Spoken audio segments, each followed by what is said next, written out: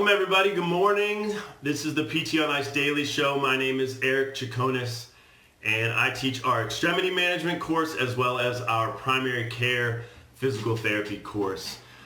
What the topic I want to talk about today is really this issue of diversity in our profession, which we've never discussed more than we have in the past month, I think, which is a good thing. It's taken a while to get here, and I think this is an issue that's been present in our profession for really a long time, and we're a little slow to discuss it here in 2020, but it's a good thing. And things like the Linda Woodruff lecture that came out a few weeks ago are really, there's a lot of powerful information out there now, powerful conversations, and so now is the time to take action. Really, that's what it's all about. One thing that hopefully you've seen here at ICE with us is we've created this ICE Opportunity Scholarship where we're taking applications from any person of color to the applicant. Then the person that's awarded the scholarship would get 2 years of basically tuition free, right? Not paying any registration fee for any ICE courses. So 2 years of online and face-to-face courses. And the goal there really is to have, elevate and support more diversity in our profession, and hopefully you see more underrepresented minorities in positions of leadership and private practice and teaching, right? We need to see more diversity in that element of our profession. It's very important. But the real issue is, and this is something we all need to start really working on, is there's not enough exposure of our profession in the underrepresented minority community. So our profession, if you look at all the students, physical therapy students across the board in PT school in the United States, about 3% are African American versus the population that we serve, right? The patient population that we serve, you look across the United States demographics, it's closer to 14% of individuals are African American. So that disparity creates a lot of issues, tons of issues. When we look at health disparities and health outcomes, we look at financial outcomes and financial disparities in healthcare, there's a lot of issues there that will not be addressed until we recruit more minorities into our profession. So I think that's the key to all of this, is really getting people in PT school, getting more minorities in PT school so that we have a more diverse student body, which then obviously trickle down to a more diverse workforce. If I reflect on my own involvement, in the area of diversity in my career and stuff like that, I don't think this is something that I've really taken action or worked on hardly at all until I heard Jim Rivard speak about it last year at the AOMP conference. So at the 2019 AOMP conference in Orlando, Jim Rivard, who is a private practitioner in Seattle, Washington, wonderful guy, awesome private practitioner and leader and teacher, and Jim's just a great guy.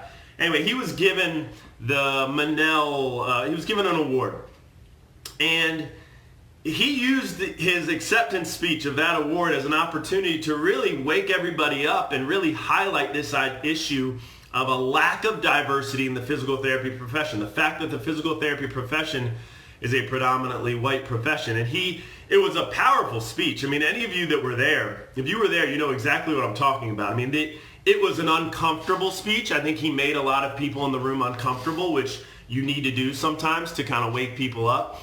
And but it was also moving and powerful, and it kind of inspired.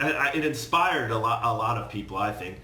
So anyway, it inspired me to want to talk to him more. So I ended up a couple months after the conference reaching out, and I had never really met Jim before, but just started talking on the phone because I wanted to learn more about his experiences and his ideas. And anyway, that conversation opened a whole new world to me of what people like Jim have been struggling with and working on for the past 20 years to hopefully try to address this issue of diversity in our profession. Jim then introduced me to Rob Tillman, and so Rob Tillman is the president of the American Academy of Physical Therapy. The American Academy of Physical Therapy sole mission is to promote and get more minorities into physical therapy school and to support them in careers in physical therapy and to expose them to physical therapy as a profession. So Rob's an another awesome guy who really just over phone calls over the past couple of months, Rob and I have become friends, and I've learned so much from Rob. He's a great leader and a great president of AAPT. Rob is a private practitioner in Arkansas. And Rob, as a black man, he's been dealing with this issue in our profession his entire career. And so when you get to hear Rob speak, I think you really hear more about kind of that specific experience of somebody like him and what he's been trying to accomplish and the hurdles that he's had to try to overcome in our profession. Rob, so we interviewed Lindsay Huey and I, who most of you know. Lindsay Huey also teaches our extremity management course. Lindsay Huey is also a member of AOMPT, and she serves on the PR committee of AOMPT with me. And we interviewed Rob Tillman and really got to hear his perspective. So I'm going to link that in the comments below so that you can see that video. It wasn't too long ago that we did that, and Rob's a wealth of knowledge. So one thing that Rob says when he is discussing the issue of how do we address diversity in the physical therapy profession is because a lot of the conversations are global. We talk about APTA efforts, big overarching projects and efforts that are going on a national stage. But Rob says, think globally, act locally.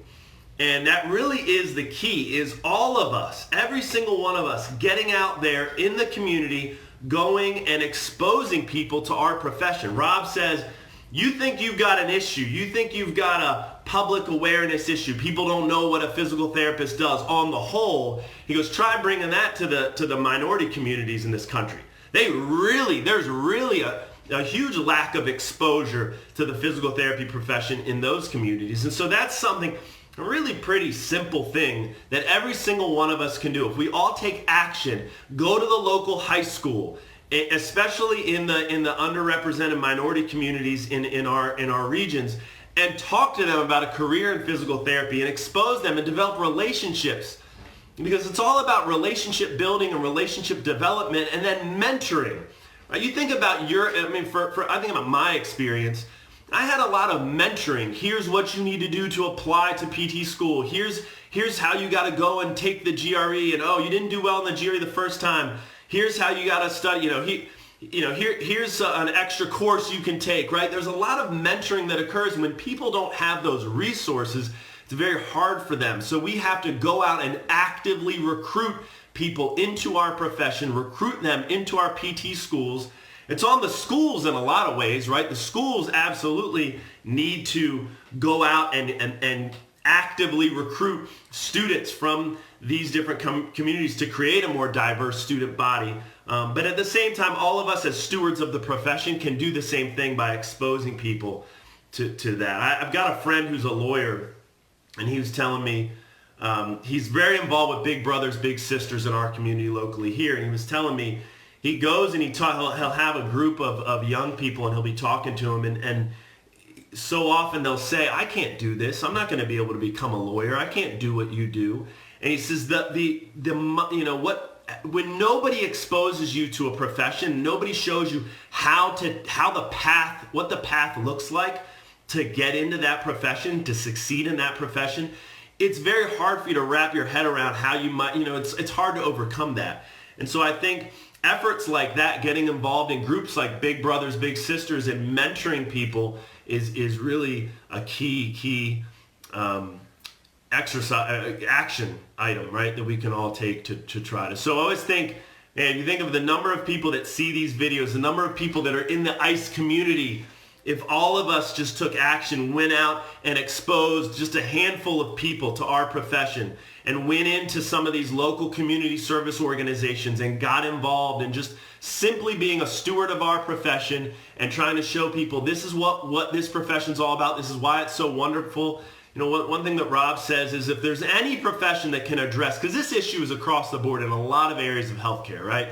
This is problematic in medicine and nursing and so many different disciplines in healthcare. But if any profession can address this, it's the physical therapy profession. We have such a warm, caring, open, and welcoming profession that we can do this. I mean, we definitely have the ability to do this. So let's not lose these great applicants. You have great applicants who easily could have a lot of great success in our profession. We lose them sometimes to some of these other disciplines because the exposure just isn't there.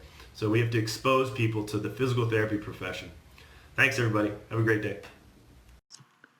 Hey, thanks for tuning in to the PT on Ice Daily Show. If you enjoyed this content, head on over to iTunes and leave us a review. And be sure to check us out on Facebook and Instagram at the Institute of Clinical Excellence. If you're interested in getting plugged into more ICE content on a weekly basis while earning CEUs from home, check out our virtual ICE online mentorship program at ptonice.com. While you're there, sign up for our Hump Day Hustling newsletter for a free email every Wednesday morning with our top 5 research articles and social media posts that we think are worth reading. Head over to ptonice.com and scroll to the bottom of the page to sign up.